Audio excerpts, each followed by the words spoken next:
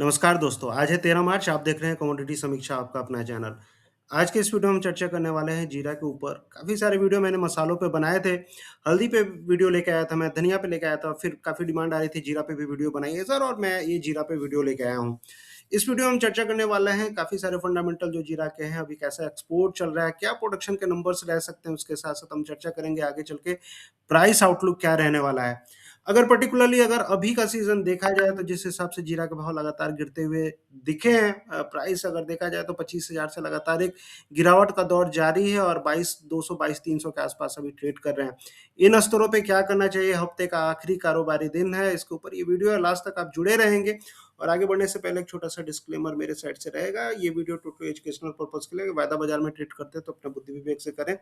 वायदा बाज़ार में ट्रेड करना काफ़ी ज़्यादा जोखिम भरा हो सकता है। तो बिना समय गवाए आगे बढ़ते हैं और सबसे पहले बात कर लेते हैं, थोड़ा प्राइस देख लेते हैं, उसके बाद फिर मैं सीधे-सीधे आपको फंडामेंटल पे लेके चलूँगा, प्रोडक्शन नंबर के साइड से। प्राइस के हिसाब से अगर आप बात करेंगे तो कल मिला-जुला कारोबार जीरा का रहा था, उसके 1 दिन पहले की बात करेंगे तो भाव जो थे लगभग-लगभग ₹150 अगर एनसीडीएक्स की बात करेंगे उस पे गिरावट बनती हुई देखी थी। लेकिन अगर पिछले 5-7 दिनों की बात करेंगे, 5-7 ट्रेडिंग सेशन में 4 दिन ऐसे रहे हैं कि जीरा के भाव ऊपर हैं और 3 दिन ऐसा रहा है कि जीरा के भाव नीचे रहे हैं। लेकिन कहने का मतलब है कि ये जो लो बना था 21,200 से जो रिकवरी हुई है, ज़्यादातर टाइम इन स्तरों पे खरीदारी ही बनती हुई दिखी है। तो क्या ऐसा मानना चाहिए कि जीरा में खरीदारी लौट गई है और ये बॉटम बन चुका है 21,000 का? इसको देखने के लिए पहले हम समझते हैं, 2-3 चीज़ें देखेंगे। सबसे पहले प्रोडक्शन के नंबर समझने की कोशिश करते हैं कि इस साल जीरा का प्रोडक्शन कैसा रहा है। अगर प्रोडक्शन के हिसाब से बात करेंगे तो अराइवल के नंबर पहले देखते हैं और अराइवल्स आवक की अगर आप बात करेंगे, तो आवक के हिसाब से अभी तक मार्च में लगभग 29,000 टन के आसपास की आवक आ चुकी है। 29,000 टन का अगर आप बैग के हिसाब से देखेंगे तो 55 से 60,000 बैग्स के आसपास डेली आवक फिलहाल के लिए आ रही है और मोटा-मोटी तौर पे देखा जाए अगर पिछले साल की बात करेंगे 2025 में तो जो आवक आई थी 1 लाख टन से ज़्यादा की आवक एक के आसपास आई थी। ये मेरे नंबर नहीं, ये सरकारी आंकड़े हैं जो एपीएमसी मंडीज़ के आंकड़े जो सरकार अपने वेबसाइट पे रिलीज़ करती है, उसके अकॉर्डिंगली अगर आप जाके देखेंगे तो लास्ट ईयर लगभग-लगभग 1 लाख टन की आवक आई थी। इस साल जो नंबर है अभी तक पहले 10 दिनों तक 10 मार्च तक जो नंबर मेरे को मिले हैं, 10 से 11 मार्च तक 29,000 टन के आसपास की आवक आई है। अगर ये नंबर अगर आप जोड़ा जाए तो देखा जाए तो 10-10 दिन अगर ऐसे भी पकड़े 20 दिन अगर एवरेज अगर 25-25 हज़ार टन भी अगर पकड़ते हैं तो 50,000 टन इसमें और ऐड कर लीजिए और कहीं न कहीं मार्च के जो नंबर बैठेंगे लगभग 80 से 90,000 टन के आसपास मार्च के नंबर आपको बैठ सकते हैं। ये सरकार के आंकड़ों के अनुसार मार्च खत्म होगा देखेंगे, लेकिन ये ऐसा लग रहा है, देखने से लग रहा है, अराइवल पेस देखने से लग रहा है कि जो अराइवल्स के नंबर रहेंगे, ये जो 5 ईयर एवरेज की जो मैंने लाइन डाली हुई है, इससे ऊपर बैठेंगे। जनरली मार्च में अगर 5 ईयर एवरेज के हिसाब से चले तो 60 से 65,000 टन के आसपास के नंबर आते हैं। तो मार्च में आवक ज़्यादा रह सकती है। अब प्रोडक्शन की बात कर लेते हैं कि इस साल कितना प्रोडक्शन रहा है। काफ़ी सारे वेबिनार मैंने सुने, काफ़ी सारे लोगों को सुना, किसानों से भी बात हुई और सबका अपना-अपना तरीका रहता है यील्ड कैलकुलेट करने का और मेरे हिसाब से जो नंबर आ रहे हैं 5.3 लाख टन के आसपास के नंबर आ रहे हैं। पिछले साल ये नंबर 5.6 लाख टन थे। देखा जाए मोटा-मोटी तौर पे तो लगभग-लगभग 5% 5 से 6% तक की कमी इस बार प्रोडक्शन में रहने की संभावना है। हमने देखा था एरिया कम हुआ था गुजरात में, राजस्थान में भी एरिया कम हुआ था और अभी जिस हिसाब से हीट वेव चल रही है अर्ली हार्वेस्टिंग स्टार्ट हुई है और जैसा कि सुनने में आ रहा है कि प्रोडक्शन कम रह सकता है क्योंकि काफ़ी ज़्यादा जो संभावनाएं बन रही हैं जिस हिसाब से अभी कटाई हो रही है, यील्ड कम निकलती हुई दिख रही है। तो हो सकता है आगे चलकर प्रोडक्शन कम हो, लेकिन कैसी आवक रहेगी मार्च में अप्रैल में वो नंबर ज़्यादा मायने रखेंगे। आवक के हिसाब से ये नंबर रिवाइज होते रहेंगे। अनुमान बताना और वास्तविकता में देखना इन दोनों में काफ़ी अंतर होता है और वास्तविकता आपको 1-2 महीने में पता चल जाएगी। तो कहने का मतलब है कि प्रोडक्शन अभी के अनुमान के हिसाब से कम लग रहा है, लेकिन वास्तविकता क्या रहेगी ये मैं आपको आने वाले समय में रिवाइज़ करूँगा। तो आवक के हिसाब से जो मैंने आपको बताया 28,000 टन आप जाके गवर्नमेंट के वेबसाइट पे चेक कर सकते हैं और उसके हिसाब से मुझे लग रहा है कि मार्च में नंबर 5 ईयर एवरेज को तोड़ सकते हैं। अब ये कैरी फॉरवर्ड स्टॉक्स आ रहा है कि नया स्टॉक्स आ रहा है, ये मुझे नहीं पता। लेकिन जो चीज़ें हैं, जो जिस हिसाब से मैं अभी देख पा रहा हूँ, आवक के नंबर अभी आपको ज़्यादा आ रहे हैं। क्योंकि देखिए होता क्या है कि किसानों से अगर आप बात करेंगे, मंडियों का अगर विज़िट करेंगे, तो क्लैरिटी अगर आप रेगुलर बेसिस पे ट्रैक करना चाहते हैं, रेगुलर बेसिस पे, तो वो सीधे कितना कैरी फॉरवर्ड स्टॉक्स है, एग्ज़ैक्ट नंबर आपको नहीं पता चल पाता है। ये कोई नहीं बता सकता है कि कितना कैरी फॉरवर्ड स्टॉक है, हर कोई अपना अनुमान ही लगाता है। देखते हैं कितना नंबर है। अब एक्सपोर्ट की बात करेंगे, और एक्सपोर्ट ये जो सेक्टर है एक्सपोर्ट के हिसाब से, ये चीज़ ऐसी है कि इस बार हो सकता है कि जीरा का गेम बजा सकता है। गेम बजाने का मतलब ये हुआ कि हो सकता है इस बार जीरा का जो एक्सपोर्ट है कम रह सकता है। कम रहने की संभावना इसलिए बन रही है, ये 2025-26 की बात मैं कर रहा हूँ। 2024 में ऑलरेडी हमने देखा था कि काफ़ी सारा कैरी फॉरवर्ड स्टॉक्स भी था, प्रोडक्शन भी ज़्यादा था। लेकिन 25-26 में जिस हिसाब से भी लड़ाई हुई है और जो भाव अभी चल रहे थे, उसके हिसाब से देखते हुए एक्सपोर्ट कम रहने की संभावना है। अभी तक जो अप्रैल से लेकर दिसंबर तक के नंबर आए थे, मेरे हिसाब से 145,000 टन यानी 1.45 लाख टन, वो वैसा कैटेगरी का जीरा जो क्रश नहीं हुआ है, ऐसा एक्सपोर्ट हुआ था। पिछले साल 1.65 लाख टन का एक्सपोर्ट था। तो पिछले साल के कंपेयर में 20,000 टन का एक्सपोर्ट अभी तक कम हुआ है, और आगे चल के मुझे लग रहा है कम होने की संभावना है।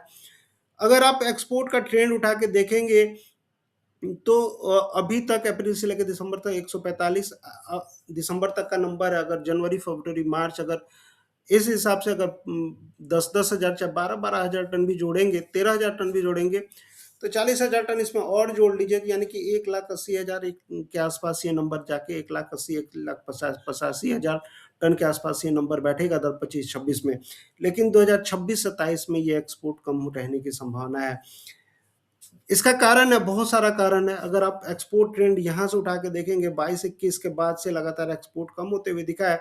2024-25 में एक्सपोर्ट बढ़ा था, लेकिन मोटा मोटी तौर पे देखेंगे तो एक्सपोर्ट का ट्रेंड डाउन साइड में ही फिसलते जा रहा है, और इसका एकमात्र कारण है चाइना। चाइना से लगातार प्रोडक्शन, अगर आप ट्रेंड पकड़ के देखेंगे तो चाइना का प्रोडक्शन ट्रेंड लगातार बढ़ रहा है, और चाइना जो मार्केट है, इंडिया का मार्केट, उसको धीरे धीरे कैप्चर करते हुए दिख रहा है। ये ज़्यादा जानकार हैं, वो आपको खुल के इस विषय पे नहीं बोलेंगे। अगर आपको पूछना है, जो भी जानकार है उनसे चाइना के नंबर पूछिए, वो आपको नहीं बता पाएंगे कि कितना एक्सपोर्ट चाइना का हो रहा है और कितना प्रोडक्शन अभी फिलहाल। चाइना अपना नंबर रिलीज करता ही नहीं है, और हर कोई अनुमान लगाता है, लेकिन ये तय है चाइना का मार्केट में आने के बाद लगातार इंडिया का एक्सपोर्ट कम होते जा रहा है। चाइना में पहले जीरा की खेती नहीं होती थी, लेकिन जब से जीरा के भाव 60,000 65,000 टन हुए, उसके बाद से धीरे धीरे चाइना ने अपना जो खेती है जीरा का बढ़ाते गया चाइना। और अभी जिस हिसाब से है सिनेरियो, मुझे लगता है कि एक्सपोर्ट मार्केट, इंडिया का काफ़ी सारा एक्सपोर्ट मार्केट चाइना खाते हुए दिख रहा है। चाइना से एक्सपोर्ट डिमांड अगर देखें, जो इंडिया है चाइना को काफ़ी सारा एक्सपोर्ट करता था जीरा, लेकिन धीरे धीरे अभी चाइना से खरीदारी कम होती हुई दिख रही है, और ये कारण है, हो सकता है कि एक्सपोर्ट अभी आपको और ज़्यादा गिरते हुए दिखे। दूसरा नंबर का जो बायर है, अगर आप देखेंगे, यूएसए है, चाहे मिडिल ईस्ट की कंट्रीज है। मिडिल ईस्ट में ऑलरेडी आप देख रहे हैं लड़ाइयाँ चल रही हैं, उसका असर आपको एक्सपोर्ट पे पड़ते हुए दिख सकता है। और टैरिफ को लेके जो चल रही है चीज़ें यूएस के साथ में, यूएस को भी डिमांड कम रह सकती है। बांग्लादेश जाता है जीरा, बांग्लादेश और नेपाल। तो बांग्लादेश, नेपाल, बांग्लादेश के साथ रिलेशन कैसे रहेंगे आने वाले समय में, ये देखने वाली बात रहेगी। जब बांग्लादेश विश्व कप क्रिकेट को बायकॉट कर सकता है, तो आप समझ सकते हैं कि चीज़ें कैसी बिगड़ती हुई दिखी हैं आज हाल फिलहाल के समय में। तो कहने का मतलब मेरा मोटा मोटी तौर पे है कि जीरा का जो भविष्य है, आगे चल के एक्सपोर्ट तय करने वाला है, और कितना एक्सपोर्ट का नंबर रहेगा, यही जीरा का भविष्य आगे चल के तय करेगा। प्रोडक्शन आप कितना भी कम कर लीजिए, लेकिन जो जीरा का एक्सपोर्ट है, वो आगे चल के नंबर तय करेगा। एक्सपोर्ट अगर परसेंटेज की बात करें, जितना प्रोडक्शन होता है उसका अगर देखेंगे, तो 35 से 40% के आसपास का एक्सपोर्ट हुआ करता था, वो धीरे धीरे वो परसेंटेज कम होते जा रहे हैं।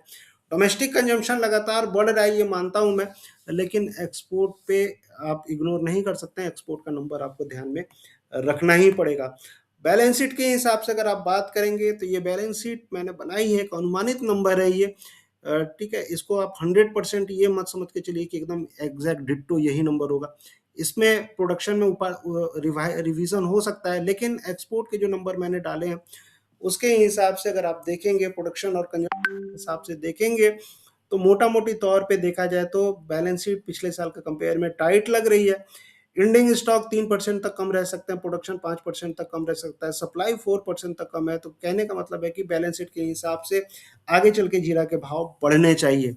सीज़नैलिटी एक बार समझते हैं, लेकिन बैलेंस शीट जो दिख रही है अभी, ये चीज़ें कब रियलाइज़ होगी, अभी रियल मार्च में रियलाइज़ होगी कि कब रियलाइज़ होगी, ये देखने वाली बात रहेगी, लेकिन बैलेंस शीट अभी थोड़ी-सी पॉजिटिव लग रही है।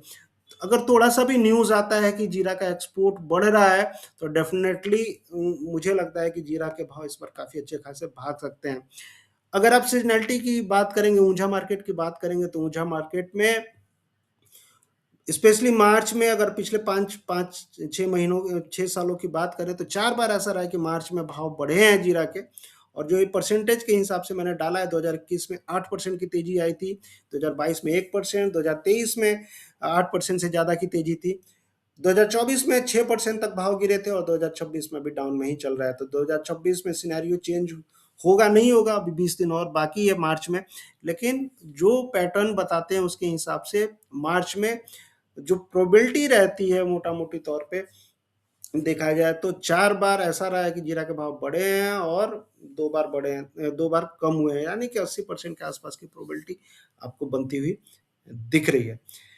लेकिन देखते हैं, वहीं अगर आप जोधपुर मार्केट की बात करेंगे तो जोधपुर मार्केट में भी लगभग वही सिनेरियो है, 4 बार जीरा के भाव बढ़े हैं, 2 बार कम रहे हैं। वहीं अगर आप फ्यूचर मार्केट की बात करेंगे तो फ्यूचर मार्केट में 5 बार ऐसा रहा है कि मार्च में जीरा के भाव, यानी कि 90% के आसपास की, 90% से ज़्यादा की प्रोबेबिलिटी ऐसी रही है कि जीरा के भाव मार्च में बढ़ते ही बढ़ते हैं।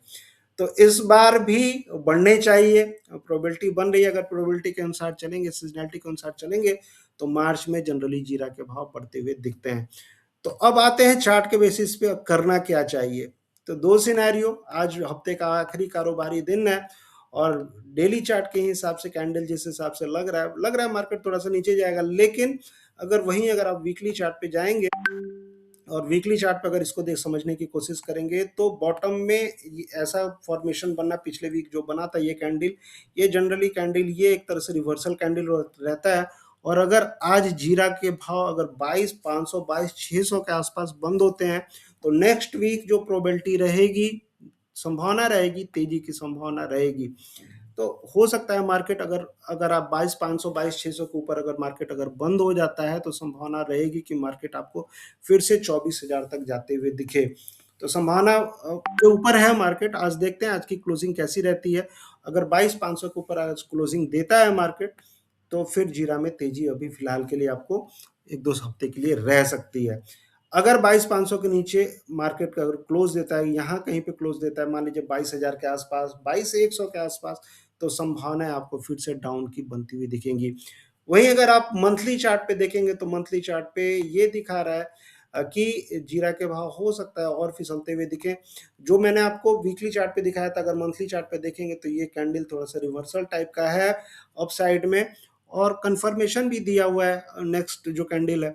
और इसके हिसाब से जो सपोर्ट आ रहा है, ये आ रहा है 20,000 के आसपास। तो मेरे कहने का मतलब यही है कि मार्केट में जो भी खरीदारी अगर आपको करनी है तो थोड़ा रुक-रुक के करनी चाहिए। अगर आज 2 सिनेरियो आपके पास, अगर आज वीकली बेसिस पे 22,500 के ऊपर क्लोजिंग देता है मार्केट, तो आप घुसिए 2-4 दिन, 10 दिन के लिए खरीदिए जीरा। आपको हो सकता है 1,000 से लेके 1500 रुपए तक की तेजी आपको देखने के लिए मिले मार्केट में। फिर से मार्केट 23,200 और फिर उसके बाद 24,000 तक जाने की कोशिश करे। और अगर आप अभी छोटे अवधि के लिए नहीं सोच रहे हैं, लंबे अवधि के लिए सोच रहे हैं, तो आपको इन स्तरों पे लगभग 20,000 के आसपास, 20,000 से लेके 19,700 के आसपास की खरीदारी आपको करनी चाहिए। इन स्तरों का वेट करना चाहिए। देखते हैं, लेकिन मोटा-मोटी तौर पे मुझे लग रहा है कि एक उछाल के बाद से फिर से गिरावट होगी और जो उछाल रहेगा हो सकता है कि मार्केट आपको 23,000 से ऊपर 23,500 तक अभी 1 हफ्ते में आपको बनते हुए दिखे। लेकिन पूरी प्रोबेबिलिटी अभी जो है आज कैसी क्लोजिंग रहती है उसके ऊपर रखेंगे। देखते हैं क्या रहता है सिनेरियो। मैंने मोटा-मोटी तौर पे आपको बताया। जीरा में इस साल का जो सपोर्ट लग रहा है मुझे 20,000 के आसपास लग रहा है और उम, जिस हिसाब से संभावना अभी बन रही है 20,000 के आसपास आपको खरीदारी लौटते हुए जीरा में दिख सकती है। तो एवरेज बाइंग भी अगर आप करना चाहें तो कर सकते हैं इन स्तरों पे। अदरवाइज़ थोड़ा-सा वेट करिए 20,000 के आस-पास 20,000 19,800 के आस-पास खरीदारी करिए। फिलहाल के लिए ये स्ट्रॉन्ग सपोर्ट है। इसके नीचे अगर जीरा फिसलता है तो फिर तो दिक्कत हो जाएगी। लेकिन फिलहाल के लिए नहीं लग रहा है कि इसके नीचे फिसलना चाहिए। बाकी देखते हैं, समय-समय पे मैं आपके लिए अपडेट लेके आते रहूँगा। और सबसे बड़ी बात है कि ये वीडियो आपको कैसा लगा आपको बताना पड़ेगा। और आपके सामने अगर ये आता है तो डेफ़िनेटली इसको आप लाइक करिए। चीज़ें मैं कोशिश करता हूँ कि आप लोग के लिए अच्छी से अच्छी चीज़ें मैं लेके आऊँ, वीडियो ज़्यादा से ज़्यादा वीडियो लेके आऊँ, मेहनत आप लोग के लिए करूँ, क्योंकि देखिए होता क्या है कि आज के डेट में जिस हिसाब से यूट्यूब पे वीडियोज़ पड़ रहे हैं, बहुत सारे वीडियोज़ पड़ रहे हैं, तो एनालिसिस के हिसाब से आपने देखा होगा कि डिफरेंट दूसरे वीडियो से ये वीडियो कैसे डिफरेंट है, क्योंकि इसमें मैंने बहुत सारी चीज़ें, बहुत सारे एनालिसिस आपको रखी हैं और नंबर के साथ मैं लेके आया हूँ ये वीडियो। सबसे बड़ी बात ये है। तो कितना यील्ड है, क्या है, वो सारी चीज़ें डिस्कस होती रहेंगी, कितना अराइवल्स आ रहे हैं डेली बेसिस पे, चाहे क्या प्राइस ट्रेंड है। अब जो लोग रेगुलर बेसिस पे जुड़े हैं उनको पता ही है, चीज़ें मैं अपडेट करते रहता हूँ। तो आपके पास पहली बार आ रहा है तो आप इसको सबसे पहले तो सब्सक्राइब करिए इस चैनल को और ज़्यादा से ज़्यादा लोगों तक पहुँचाएँ, ज़्यादा से ज़्यादा लोगों तक इन्फॉर्मेशन ये पहुँचनी चाहिए। तो कैसा लगा ये वीडियो आपको बताइएगा। मिलते हैं फिर नेक्स्ट वीडियो में, तब तक के लिए थैंक यू, जय हिंद, धन्यवाद। आपका दिन शुभ हो।